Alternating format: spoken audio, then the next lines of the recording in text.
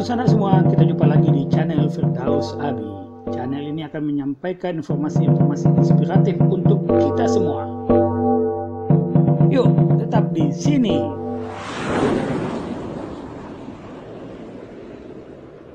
Orang pernah telepon saya, kamu lihat Anda jangan terlalu pede, sudah menang di pemilihan rektor, akan otomatis SK-nya akan keluar bersama Anda. Karena Anda tidak pernah jadi dekan. Kalau Bapak mau, urusan pendidikan itu Bapak, urusan yayasan kan. Jadi tidak akan dicampur adukkan. Karena selama ini orang kan sering konflik antara pimpinan universitas dengan yayasan. Saya sampaikan ya, telepon juga Pak Namawan ketika itu. Pak Namawan sudah di Jakarta kan? Iya. Oh, terima itu katanya kan? Pak Namawan terima itu katanya. Orang untuk eselon 2 saja susah cari jalan. Iya. Ini tiba-tiba datang. Ini diminta katanya. Sebelum dilanjutkan, jangan lupa komen, like, subscribe, dan tekan lonceng untuk mendukung kanal ini bisa berkembang dan mengabarkan info-info inspiratif buat kita semua.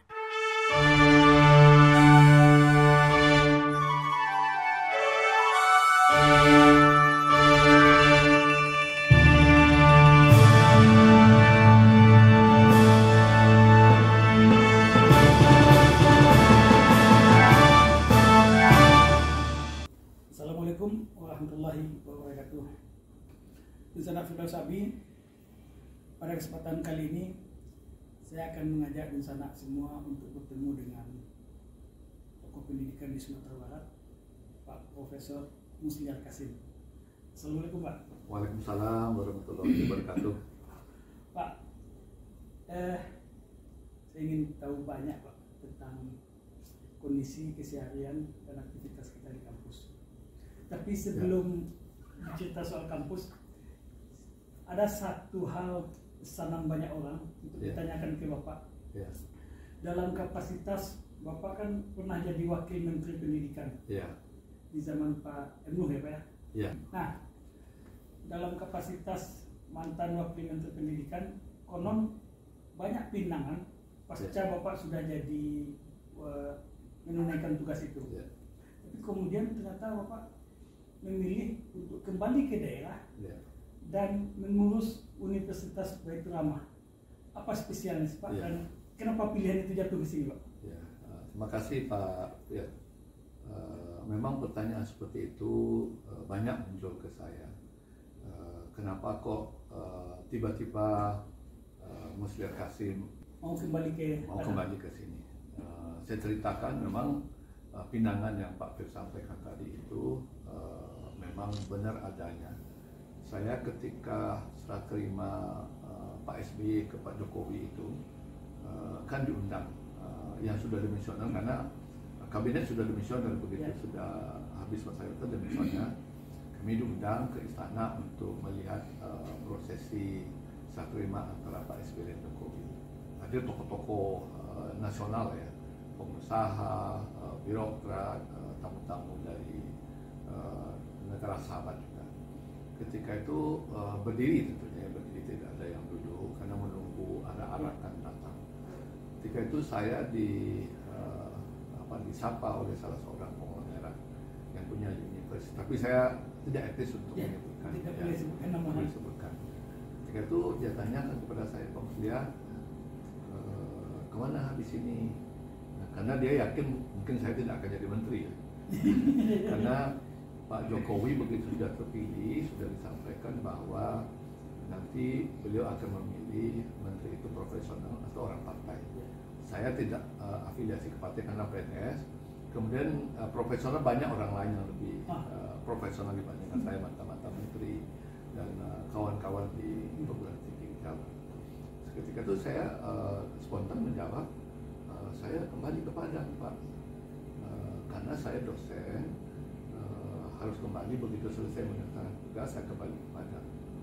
Ya ngapain kembali ke Padang? Di Jakarta saja, tolong bantu saya mengurus universitas. Nanti langsung saja beliau spontan untuk merayu kita, Nanti akan saya siapkan rumah, dikasih kendaan, dikasih gaji secukupnya. gaji secukupnya menurut konglomerat itu kan sudah dengan kecil. ukuran kita beda Pak. Iya, itu standarnya Jakarta. Ya. Saya bilang, Pak, saya pikir dulu, saya harus ngomong juga dengan istri dan minta izin juga ke rektor UNAN, Ya. karena saya kan Status orang UNAN. status PNS orang UNAN. Ya nggak apa-apa Pak, katanya kan. Singkat cerita, ketika itu apa namanya, diajak makan siang satu kali setelah itu, kemudian ada anggotanya diajak makan siang. Nah, ketika itu saya berpikir, kalau saya terima di Jakarta, saya takut orang menganggap saya itu mencari jabatan, mencari jabatan di Jakarta. Saya tinggalkan UNAN. Berbeda kalau saya ditugaskan oleh pemerintah. Kalau itu kan mesti minta izin ke rektor. Rektor pasti akan mengatakan bahwa boleh diambil kesempatan itu, tapi tetap menjalankan tugas. Menjalankan tugas karena istri kan harus di sini juga menjalankan tugas. Tak mungkin istri dibawa Jakarta. Bolak-balik tentu tiap minggu ke Jakarta. Rasanya untuk ukuran kita tidak memungkinkan lagi.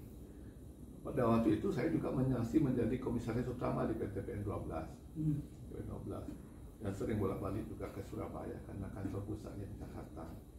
Kemudian hal lain yang membuat saya pikir di Jakarta banyak orang lain yang akan membantu. Saya lebih baiklah konsentrasi ke Padang, ke UNAN. Saya akan mengajar dengan baik, kemudian akan mengembangkan yang Pak Fir pernah tahu dulu tanam padi Sabatang itu saya yang mengembangkan di Sumatera Barat. Kemudian sedang enak-enak begitu saya pulang 2014. 2016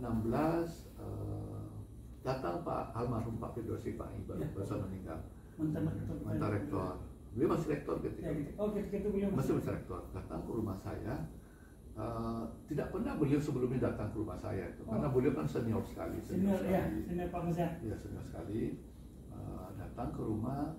Saya terkejut beliau datang dengan sopirnya. Didatangi oleh seorang senior. Surprise gitu Pak. Ya, untuk ngomong biasa-biasa lah awal-awal. Pak Musliar, saya diminta oleh yayasan untuk ketemu Bapak, untuk meminta bantuan untuk jadi rektor. Karena saya sudah lama sekali jadi rektor di sana dan umur tidak memungkinkan karena ada batas umur juga untuk pensiun itu boleh. Ketika itu saya jawab bahwa saya masih bolak-balik Padang, Jakarta dan terus balik ke Surabaya. Malah saya diminta juga oleh orang Jakarta, saya tolak itu, saya tolak dengan halus tolak ke Jakarta. Tentu waktu saya sangat terbatas. Ya tidak apa-apa lah, katanya waktu terbatas berapapun waktu Bapak kami cukup lah bagi kami di Betul Rahman. Tentu tidak bisa saya jawab sekarang Pak, saya bicara dulu dengan keluarga, minta izin juga dulu ke rektor. Singkat cerita memakan waktu juga 2 bulan saya untuk memikirkan. Sejak pinangan Pak Fir itu. Dan Pak Fir itu hanya ke senior saya, Pak Nur Zaman itu kan senior saya. Ketika itu saya sampaikan ini ada seperti ini, sudah diminta oleh Ketua Ramad ini. Kalau untuk lembaga pendidikan bagus lah.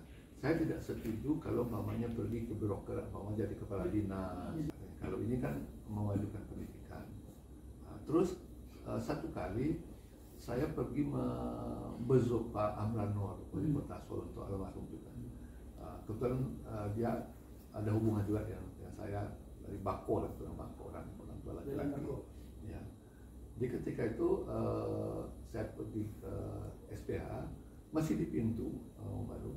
Mus katanya, Mus katanya diminta oleh Ketua Ramah tidak mau menerima, tidak mau menerima, karena dia dapat berita dari adik saya mungkin.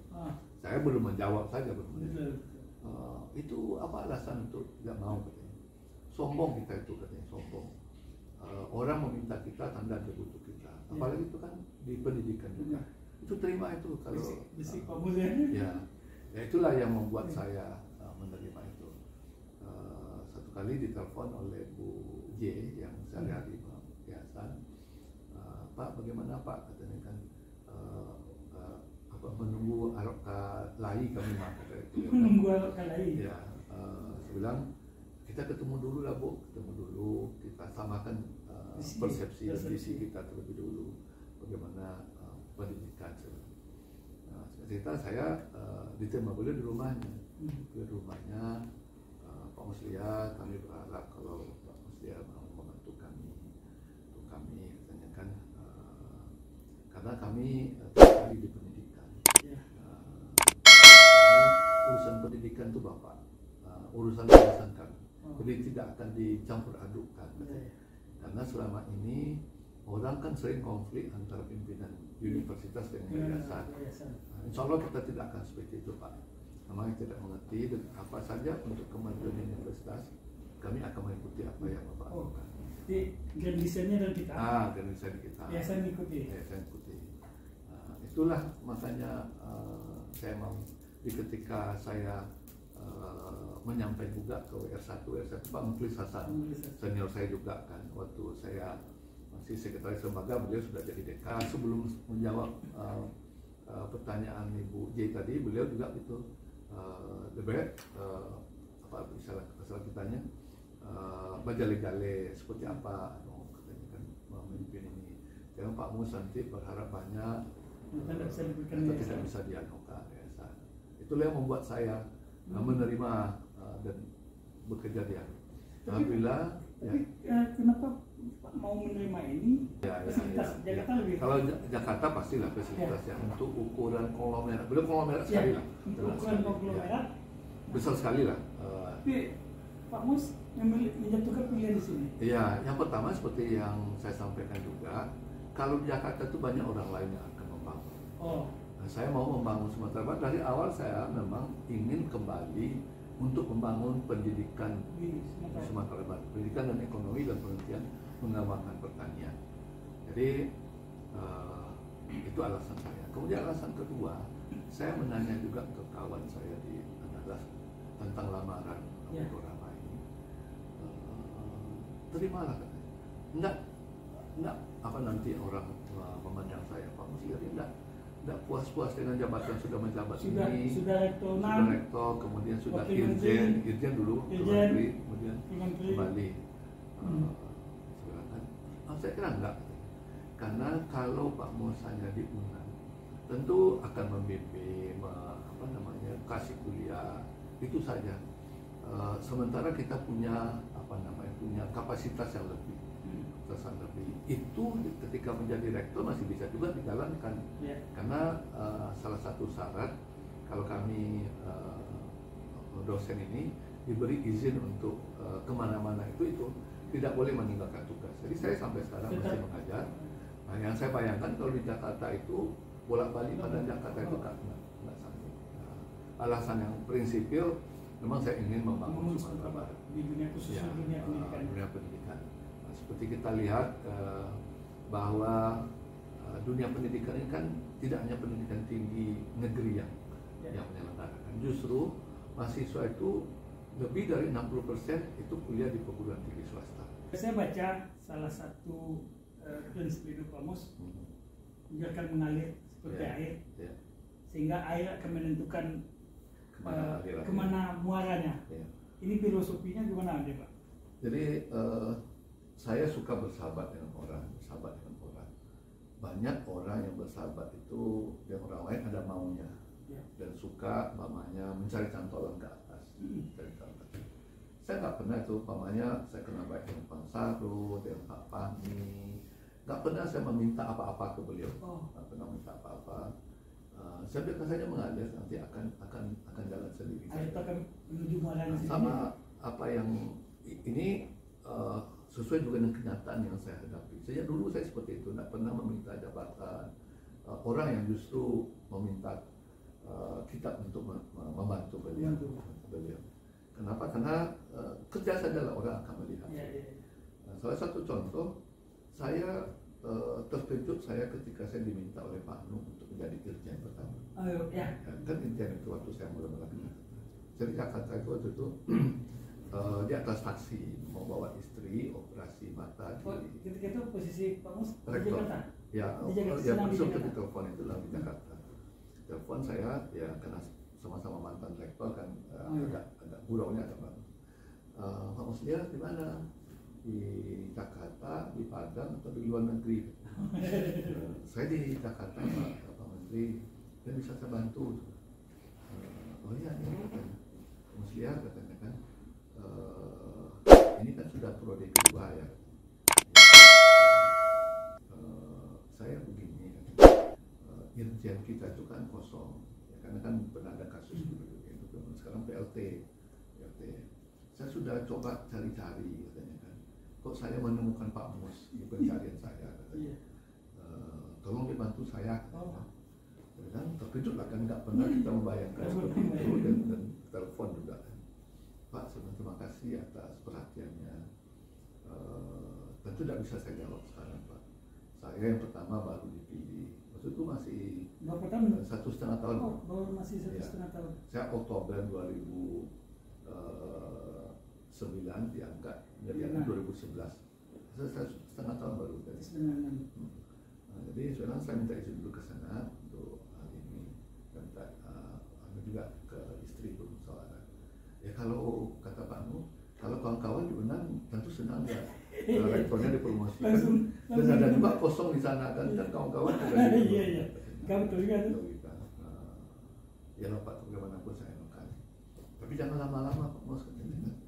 Nah, saya cerita, saya pulang, saya sampaikan, ya telepon juga Pak Namawan ketika itu. Pak Namawan sudah di Jakarta. Iya. Pak Menteri. Oh, terima itu katanya kan. Pak Namawan terima itu katanya. Orang untuk eselon 2 saja susah cari jalan. Iya. Ini tiba-tiba datang. Ini diminta katanya. Itu tandanya sudah terima katanya. Kalau untuk rektor ada yang menantikan. Nah seperti itu saya melihatnya, tidak pernah berpikiran ketika jadi rektor pun. Saya baru tahu belakangan. Rektor itu kan kami mengikuti waktu itu masih wartawan kan. Kompetisinya kan agak sedikit ketat sekali. Ya sampai orang pernah telepon saya, Pak Musliar, Anda jangan terlalu pede, sudah menang di pemilihan rektor, akan otomatis SK-nya akan keluar bersama Anda, karena Anda tidak pernah jadi dekan, itu kata orang itu kan. Karena kan untuk jadi rektor kan sebaiknya jadi dekan, kemudian jadi WR, akhirnya WR1, saya kan WR2, saya WR2 karena bidang keuangan, karena di Unan ini biasanya dari WR1 jadi rektor, dan sekali yang WR2. Mau tidak kita uruskan, kalau mau diuruskan kirimkanlah CV-nya. Sekarang saya nak kehilangan akal juga tuan, tiba-tiba soal ini Pak, CV tidak bisa saya kirim sekarang. Waktu itu di malam, saya tidak ada CV saya di rumah, CV di kantor. Besok lah saya kirimkan. Terus saya telepon kawan, termasuk Pak Namawan, Pak Namawan yang saya telepon. Tanya, nggak ada logikanya itu. Katanya dia bersahabat dengan orang dekatnya istana. Katanya ya, katanya biasanya kan begini nih, yang mengatur buat SK itu kan orang di bawah. Nanti bukan nama Anda yang dibuatnya kan untuk atas. Itu saya cerita, kira-kira masuk akal nggak kalau Pak Mus memilih memilih kepala biro di universitas sekarang. Menurut Bapak Zakat sudah ini keluar. Terus tentu rektor sudah tahu juga, tentu Pak Malis rektornya kan. Mungkin tidak Pak Musliar mengganti orang ini dengan orang yang Pak Mus inginkan, tanpa minta izin ke Pak Ano, tanpa menceritakan. Kira-kira seperti itu juga logikanya. Kalau Pak Mus nggak jadi rektor nanti, saya carikan jabatannya. Betul itu. Seperti itu betul. Ya, saya tidak akan mungkin itu terjadi. Jadi mengalirnya seperti itu. Saya tidak urus. Nah, belakangan Pak Bang Salus, ini setelah saya jadi wamen kalau tidak salah saya. Dinda yang cerita itu kan cerita dari saya mengalami. Cerita lainnya, Dinda saya sudah lama mendengar bahwa Anda pernah keluar uang dulu untuk jadi rektor. Bang, saya sudah pernah dapat cerita seperti itu. Malah saya ditawarin, sudah saya urus. Jangan-jangan orang lain. Tidak kalau dikirim ke Jakarta. Kita kata jangan orang lain. Katanya rektor Unan mungkin untuk rektor UNAN. Ya. Ya, seperti itu ya. Saya tidak pernah ngurus-ngurus, malah ketika setelah selesai pemilihan itu, saya masih ingat Pak Nasrul Abid ini ke ruangan saya. Pak Nasrul Abid itu waktu masih bupati. Bupati dia ada urusan lain beliau. Pak Rektor, kapan dilantik? Nggak tahu saya Pak. Kok nggak tahu gimana? Kau Pak lihat aja. Enggak Pak, saya bilang, waduh Pak katanya eselon 2 saja itu diurus Pak. Ini Bapak Irjen eselon 1, nggak Bapak urus katanya. Biarlah Pak, kalau jadilah nggak langsung. Saya nggak pernah memikirkan jabatan itu. Nggak serius, nggak pernah saya urus. Tapi memang agak lama juga saya diminta itu Februari, sudah saya kirimkan CV segala macam sudah Februari, yang akhirnya Juli. Mungkin karena nggak datang itu, tapi saya nggak datang, akhirnya kan dilantik juga. Iya. Ya karena Pak nggak urus, kalau orang lain justru diurus. Diurusnya ya. Kalau ketika jadi wamen Pak, gimana cerita? Nah, dari wamen seperti itu. Dari wamen itu, saya kan berdua saja dengan ibu Jakarta, anak-anak masih di sini. Ketika itu ada acara Irjen ini, bisa acara di salon itu pun biasa sering ada acara mengundang kepala-kepala dinas, mengundang rektor-rektor untuk melakukan persoalan-persoalan. Kan banyak temuan-temuan Irjen itu seperti apa penyelesaiannya. Acaranya waktu itu di hotel Twin Hotel, lagi di Grogol. Acaranya sampai malam, saya bilang ke istri, daripada saya balik lagi ke rumah, besok lagi datang lagi pagi ke sini, ingat di hotel jelas saya bilang. Saya ajak istri di hotel pagi-pagi mandi sebelum sarapan, boleh ditelepon. Kata istri saya sudah telepon, tapi tidak ada namanya, nomor kontaknya. Kemudian saya lihat SMS, ada SMS di situ, sampaikan, Pak saya ajudannya Pak Sudi Sederhani, mohon hubungi saya Pak. Itu saya hubungi, akhirnya bicara sama Pak Sudi. Pak Musliah katanya, Bapak sekarang Irjen kan dari rektor UNAN. Ya Pak, saya kan belum dekat betul kan Pak. Lagi bulan tidak ada hubungan kerja saya, hubungan langsung dengan saya itu tidak ada gitu kan. Ya terkenal beliau yang saya tanda gitu kan. Ini Bapak dicalonkan untuk menjadi wamen, rujuk lagi menjadi wamen. Jadi nanti akan ada fit and propernya di Cikeas jam 4 sorenya. Mohon Bapak nanti ke sana, usahakan jangan terlambat. Terkejutlah saya kan, gimana nih ceritanya kok ini benar apa tidak gitu kan. Waktu itu saya telepon Pak Menteri, Pak Nuh. Pak Nuh, saya dapat telepon ini dari Pak Sudi.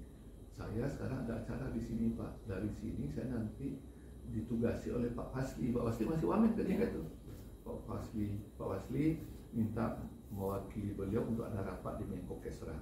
Saya dari sini langsung Menko Kesra, karena Pak Fasli dari Aceh. Kok maksudnya gantikan saja ke Sekjen yang ke Menko Kesra. Karena kalau perhitungan Bapak kalau ikut acara menggantikan masih keburu juga, Ini kan sore, itu kan pagi. Pak Mus ke kantor saja, kita datang ke beliau dari itu kan ke Senayan dekat.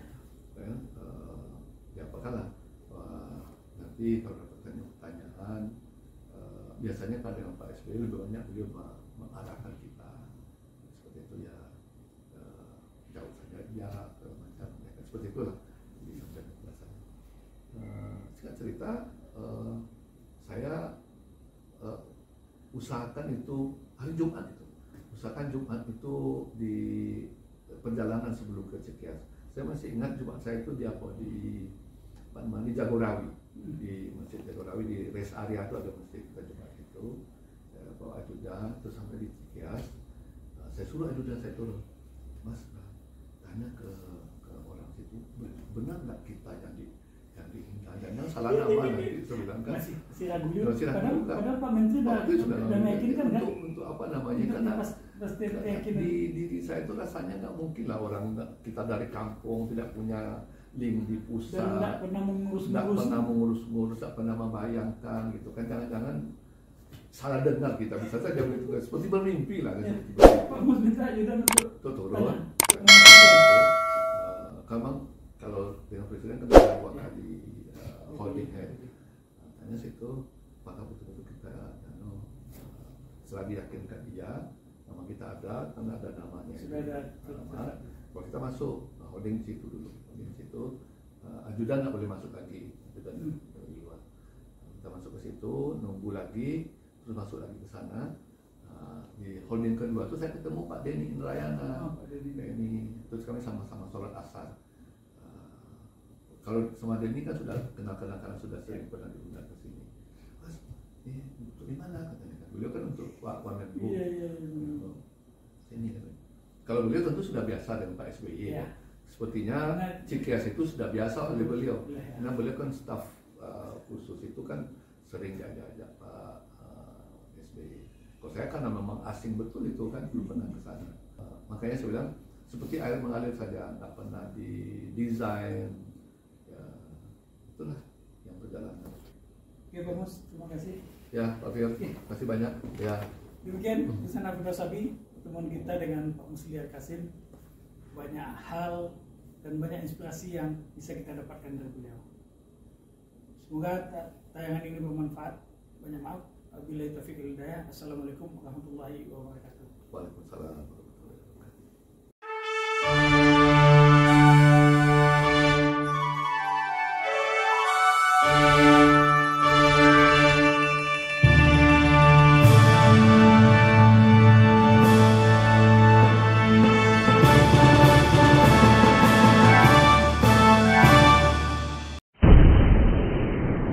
Sampai di sini dulu jumpa kita kali ini, dan tetap dukung channel ini sehingga kami bisa memberikan informasi-informasi yang inspiratif untuk kita semua.